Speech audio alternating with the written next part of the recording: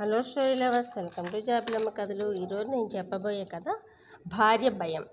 అభయ శాస్త్రి గారు పూర్ణ దంపతులకు ఉన్న నలుగురు సంతానంలో మూడో అమ్మాయి. తల్లిదండ్రులు చాటుపిల్ల. చిన్నప్పటి నుంచి అక్కల మధ్య పెరగడం వల్ల తనకి నోరెత్తి మాట్లాడే అవకాశం రాలేదు.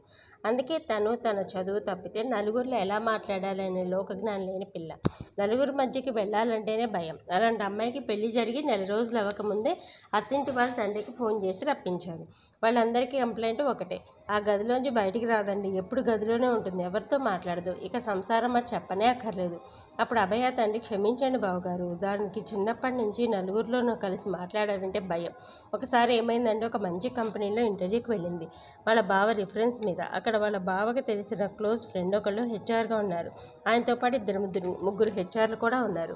ఇంటర్వ్యూలో వాట్ ఈజ్ యువర్ నేమ్ అనే ప్రశ్నకు కూడా ఆన్సర్ ఇవ్వలేదు. వాళ్ళ బావ ఫ్రెండ్ పక్కకి తీసుకెళ్లి, కొంచెం మాట్లాడమ్మా, నేను మేనేజ్ చేస్తాను అని ఎంత చెప్పినా ఏదో పెద్ద పులి ముందు కూర్చున్నట్లు నోరెత్తలేదు.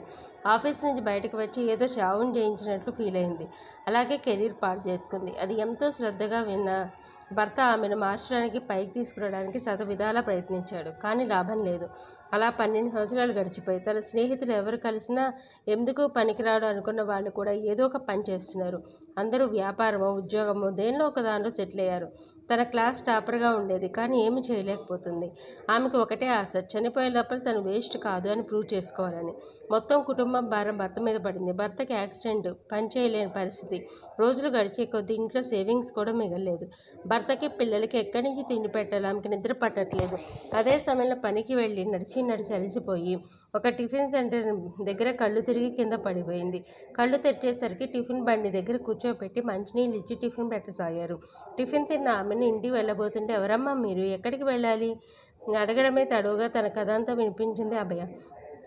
అప్పుడు ప్రియాంక అంటే టిఫిన్ బండి ఓనర్, నేను పడ్డ కష్టంలో నీది ఒక వంతు లేదు.